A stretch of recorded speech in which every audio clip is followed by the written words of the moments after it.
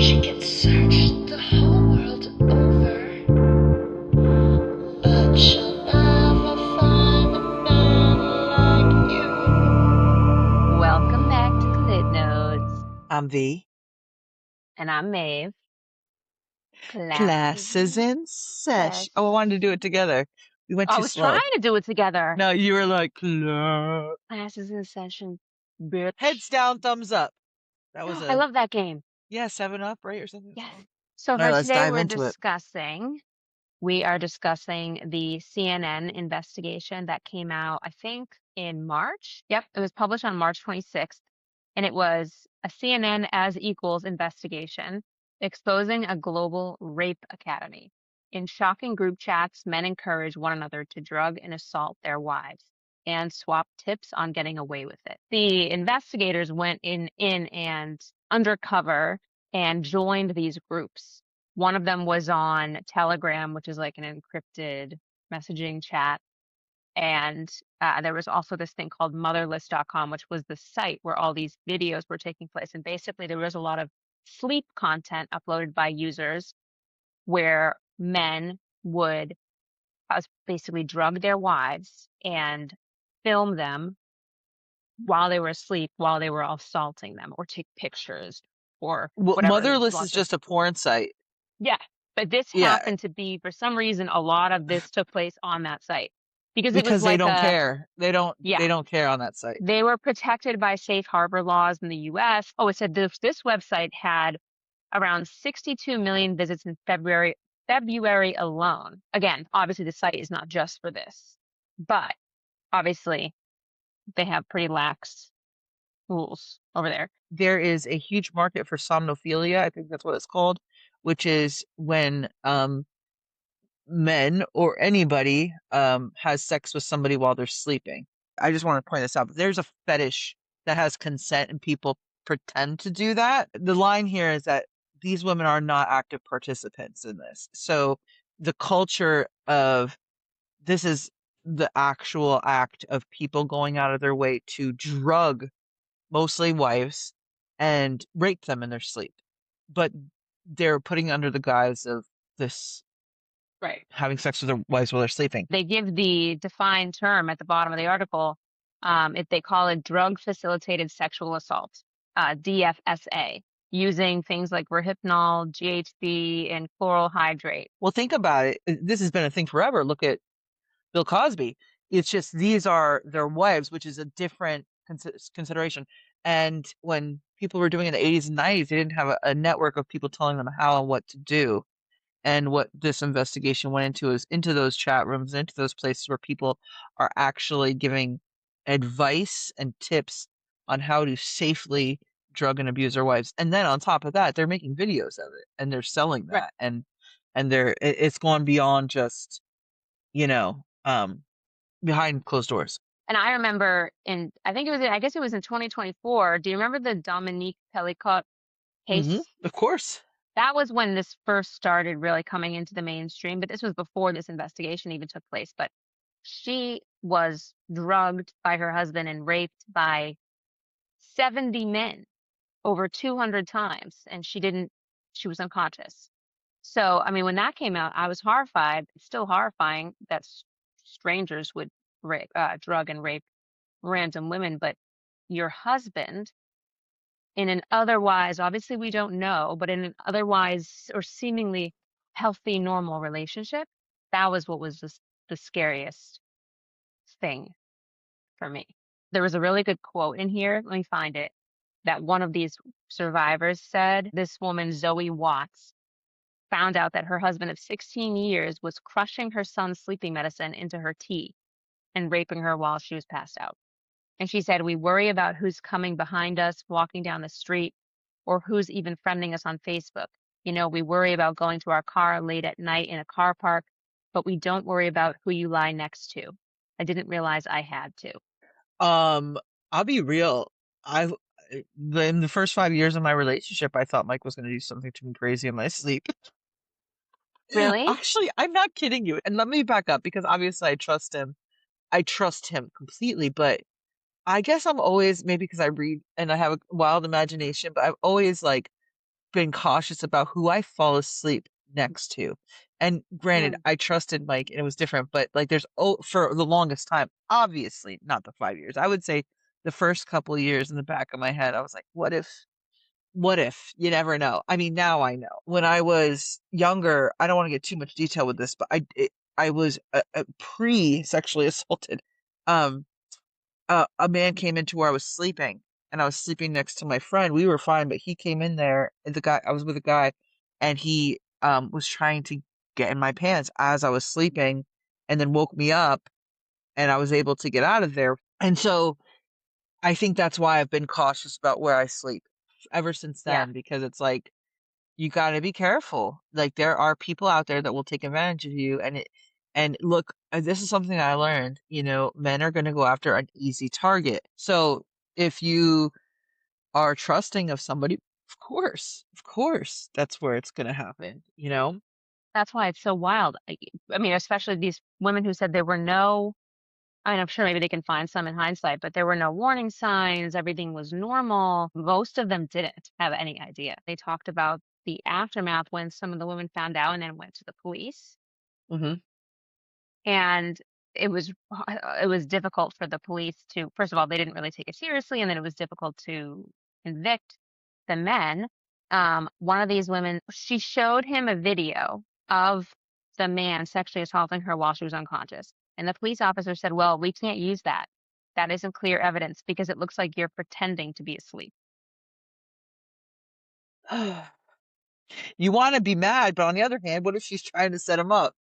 It's fucked up. I mean, here's the fucking thing. Oh, there's so many things. Say them, say them. I want to not hate men, but I just feel like every day, a lot of people think feminists are men haters. I'm not. I've never been before. But the more things that come out and the more that the Trump administration allows men to treat women like this, and the more women that succumb to these being the secondary citizens, it just makes me so frustrated. And I'm just like, why? And we've all been trained to do certain things, and all been trained to take a second seat. And it's men have been trained that they're important, that they're number one, that their wives must submit no matter what. The fact that that is even allowed, that they can even have a space to talk like that that's even allowed to do that, and they're investigating, and nobody stopped us. They're selling drugs to each other.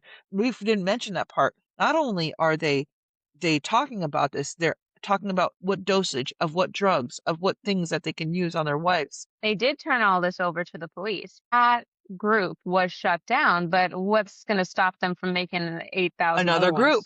ones? There's the dark And web. another I mean, site. Yeah. Oh, yes. the only way that we overcome these types of situations is if women grow some cojones and stand the fuck up. And I realized something. We're so many. Here's some things. We have some really strong people, and then we have some really not so strong people. The problem is the strong people are having trouble uniting with each other to help the people that don't have the strength to do it. And the problem isn't that we don't have people to go to. It's that most women are just walking around not giving a fuck. They just don't. They walk through their daily life. They do their things. They don't even realize. I can't tell you how many women I've met that don't realize that they're abused. They don't realize they're in an abusive relationship. They don't Oh, realize they're being paid less than their male counterparts. They don't realize they hate themselves. Oh, all yeah. these people are walking around out there and they're doing the thing and they're not focusing on the fact that people are constantly abused. So what happens is men do all these things. What happens is men can sit around all day talking about how they're going to drug and fuck their wives while they're sleeping. And then they could pay other people to do it. Who's going to stop it? Yeah. They can't prove it. What needs to happen is we need to fight it. I agree. Something you said also reminded me that a lot of the bias against women is from other women. Like the woman on woman hatred is a really big problem, and I don't think it's our fault. That's kind of how society has, raised us to be this way. And I've even noticed it in myself sometimes too, like not rooting for other women. I'm more aware of it now, but it's like I think societally, we want to feel in competition with other women. We're told to be that way. We're told to be that way. It's pretty insane, especially when it comes to body, looks, marriage, kids, the whole nine. And what's the fucking point? And I look at that and what do we do? How do we change it? Well, I'll tell you, we got to stop hating on each other and start saying, even when I see somebody who I can't stand and their beliefs and their stuff, and I'll be like, I could not be friends with you, but I know you're brainwashed. I agree. In my circles, I don't see a lot of women who are very overtly brainwashed or abused, like very obviously. But that doesn't mean that it doesn't happen in a more subtle way. There are a lot of people that I know who I feel like are completely controlled by their spouse, and it's excused based on, like you and I have talked about this, based on religion or culture or something else, where the woman is like, well, but I chose to be in this, and now this is just how it is. So then they kind of lose any agency that they could have had in the relationship. And then I feel like, especially I'm only 27, so I feel like that's only going to get worse as those relationships go on. It's so true. And, that's why I say it's like, come on, guys, just stand up. I've always been like very blunt and very much like a tough love sort of person when it comes to giving advice. But some women are like, I can't. I don't know how to say no. I don't know how to stand up for myself. And I'm like, how do we help those women? Because not everybody's going to be like you and me and be very It's the vocal. hardest thing that I can't figure out because I can't inject them with my confidence and my balls. But what I do say, and I can see it, like I love to use my mother as an example because she's always been a strong woman in many ways. You know, she she was in the 50s getting her master's degree. But even though she's strong and independent and stubborn as hell, I can see things. But the only way I've ever gotten her to stand up on her own 2 feet against the patriarchy is after my dad died. She had to be out of the Mhm. situation to look at it. And then it took years of me being like, just little things like, hey, you see that? Or even herself, why do you think you're ugly? Well, because I just always felt that way. Why? She wasn't told enough that she was beautiful. Yeah. But she had that comes from within. But she Also, didn't get that. yeah. And a lot of us were told that we were ugly by men from the very get-go. My earliest memories of my relationships with guys were them calling me fat or whatever in some sort of derogatory way and making me feel bad about myself. That's exactly why when you said, "Why do you think you need to be thin?" Because that's what they told me when I was little or Yep. something. So Oh, it's we could hard go to down that unlearn all that. totally. Um, but I try to think about this because this is how they get into the situation. We marry somebody, we love them, we think we trust them, and then that man is still a man at the end of the day. And when it really boils down to it, we are all animals, okay? We are all animals, and I get that. And the need to procreate is there. I get it. But we are evolved.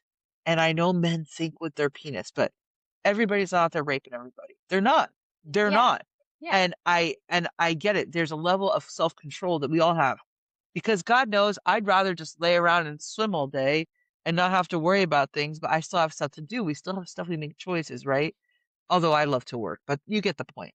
But anyway, I um, wish I could lay around and read smut all day, to be honest. I mean, honestly, can I play video games? Like guys can do that, but if I sat around playing video games, you'd be like, ooh, Yeah, that's you'd why be in the she's fat. news. That's why she's fat. Fuck Yep. you. Go fuck yourself. Anyway, so here we have these poor women, and then they can't get the help they need because it's such a fucked up gray area. I don't think we need to talk about how fucked up it is that men are drugging and raping their wives, Oh, that's and then obvious, video it. right? It's so fucked up. But how do we fix it? Down with men! Castrate them. There we go. Castrate them. Oh, yes. If they're drugging their wives and they're doing that, they're molesting children, they're raping people, castrate them. Some of these men only got, whatever, 8 to 10 years, which will probably turn into a shorter sentence. That's not enough. If a woman does it too, then fine. Get rid of her clit. Chop it off. They will all turn into Barbie and Ken. In terms of how do we fix it, I think it's an education thing from like a Oh social yeah. education thing from when you're young. But the problem is we've always had so many of these traditional, right-wing conservative values. And the problem with that is women in those situations often are not encouraged to be open with their thoughts and like vocal about what they want. And that if it's a problem on the left, it's a bigger problem on the right. Yeah. Listen, women, I'm going to talk directly to the camera. Women, you need to support other women. You need to. You need to talk to other women. You need to share information. Those of us who are strong and confident need to be patient with people who are brainwashed and weaker than us. Not that they're weak, but they might be weaker than us. We need to do that. We need to stop hating on. We need to stop judging their bodies. We need to stop judging their choices, and we just need to understand that we are living in a patriarchy. That's it. The only way to get out of a patriarchy is to stand the fuck up. Yeah. And I think we have to, even though it's difficult when you're the loud friend, it's difficult to tell the other person what you really think. I think sometimes it is important because otherwise you stay silent and nothing will ever change in their life. Like, I think a lot of women don't have enough. They have no expectations. The bar is on the fucking toilet. If they just like they have no expectations of their spouse. They're wandering around being comfortable, but it's because they're in it. They think, no, this is and God put God into it. And they're like, oh, God sent me this person. This is my soulmate. I love him. And yeah, he makes mistakes, but whatever. No, but they can't see it till they get out of it. And I know this because of my own mother. And she was always strong, but it's so different now. And now Yeah. she wants to fight for other women. She marches in the street with me. She would have never done that when my dad was alive. And she sees me and she sees how me and Mike work together. And Mike's a feminist. He's great. He is all supportive of being equal. He's Yeah. the one who cleans. He loves to clean. The only important thing is that the division of labor is split. Mhm. The labor is divided somehow. Yeah. It doesn't matter who's doing what. Like, who gives a shit? Yep. But one of and this is an issue even in good relationships. Like, I've had this issue with my husband, weaponized incompetence thing, which I don't always. And are you familiar with that term? Like, everybody was talking about it all over TikTok. Okay, so it's basically like, you'll tell your husband, go, will you clean the toilet? I need you to clean the toilet. And they'll be like, well, I don't know how to do that. I can't. I don't know how to clean the toilet. Like, and then you'll show them. And then later, 2 months later, when you ask again, they still don't know how to do it. So that's like, it's not that they don't know how to do it, it's that they know you'll do it, or maybe you'll do it better, or whatever. And I don't always think it's like coming from a malicious place. I think perhaps men were not encouraged to take on things like that from when they Of were raised. course. And so that's why I think a lot of this comes down to Because like mommy raise did it. responsible. Oh my God. And the problem is I watched my mom. She didn't even have a husband, but anytime she was more like oh, fine, you know what, you're not going to do it? Like, I'll do it myself. I'll just do it myself, which is that's why women are more likely to have, I mean, this is a whole other conversation, more likely to have autoimmune diseases. They carry a way, way, way larger mental load than men because those little things fall back on them. I tell people all the time, like all that stress, all those little things, that's what kills you. It's not Agree. anything else. That mental It's your load. stress, it's your mental load. Yes, we get little things here and there, but I tell you, if I put a list up of all the people I know who've been terribly sick, most of them are neurotic. Oh, yeah. And most of them are women. Including myself. I learned a lot of that behavior too. Of course. Of course. And yeah, but again, I think the parenting is a huge, huge part of it. Not only raising Totally. responsible men, but also opinionated women. Yeah. Open, free women who aren't, not daddy's little girl. Mama's strong lady. You know what I mean? Okay, I like that. Mama's strong lady. Mama's badass. Mama's a little badass. I wish I could just inject a little bit of my confidence into women when I talk to them. But this is the thing. If there had more people speaking about just normal everyday women stuff, being like, oh yeah, like that's okay, you can be this way, or you can whatever, or let's uplift other women, or if just somebody tells somebody like, you look beautiful today. Look, why don't you just say, hey, I might not like her, but what's the one nice thing you could say about her? She woke up today, she's out there doing her thing, like something. There's something you could say to everybody. It's something I'm learning every day. But another thing that throws a whole wrench into this is the partisan issues, which they're big problems. But it almost like when I see a woman who is so on the opposite side than me, it's so hard to be like, let me uplift this woman. So that's causing a whole other rift. It is, in this and society. that's why I say it's a process for me every day, because there are people that I used to be close to who are so vehemently opposed to everything I am and what I do. I try to understand where they're coming from. If I don't have anything nice to say, don't say it. And if I'm gonna try to say something, it just needs to be educational and empowering. Like that's kind of, and this maybe is good advice. If you do want to say something to somebody who's clearly, clearly in a bad situation, turn it about yourself, and they can hear from that what they will, you know? It's leading by example, which I think is why Uh-huh. even if you're confident and you can't inject that into somebody else, them seeing your confidence is still very helpful.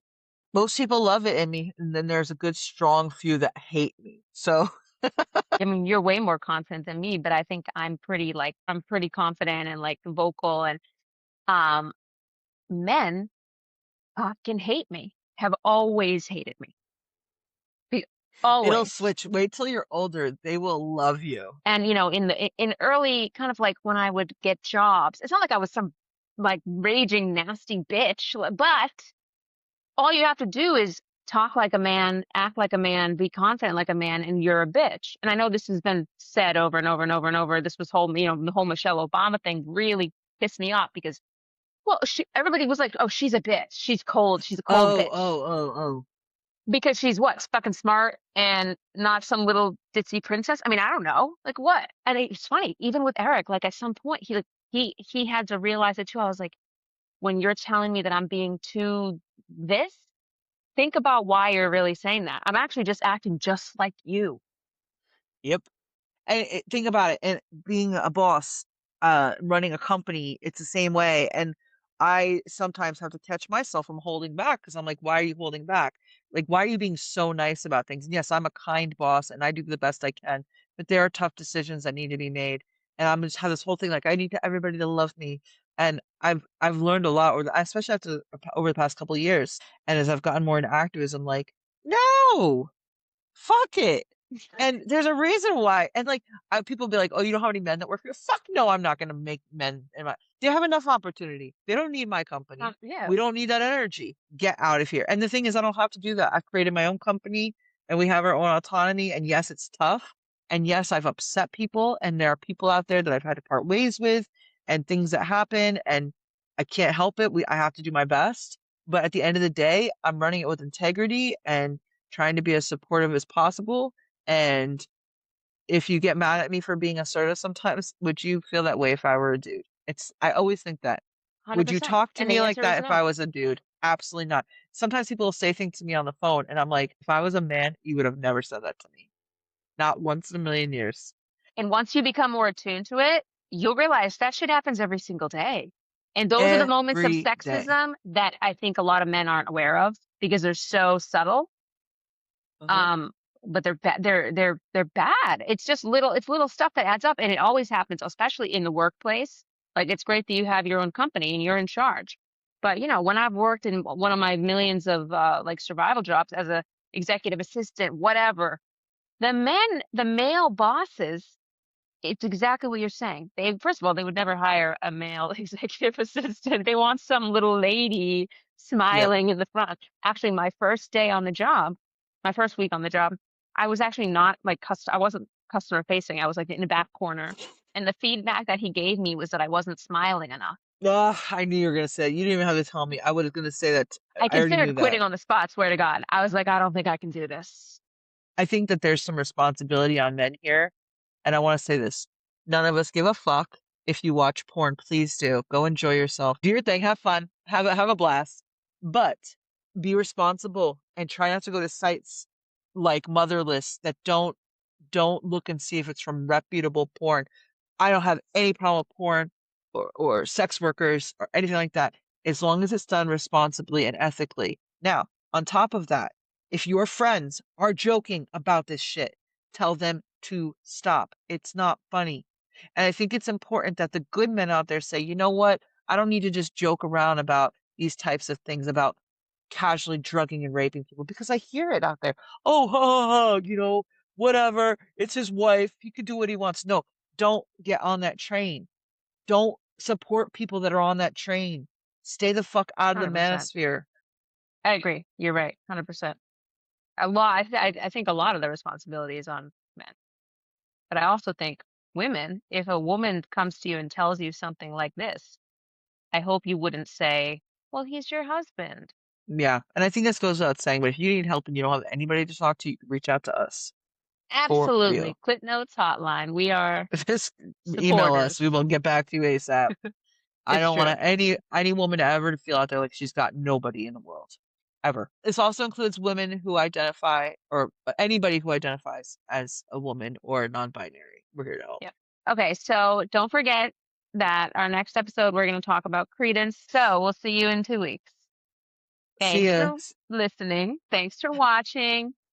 Now be a good girl And subscribe. and subscribe.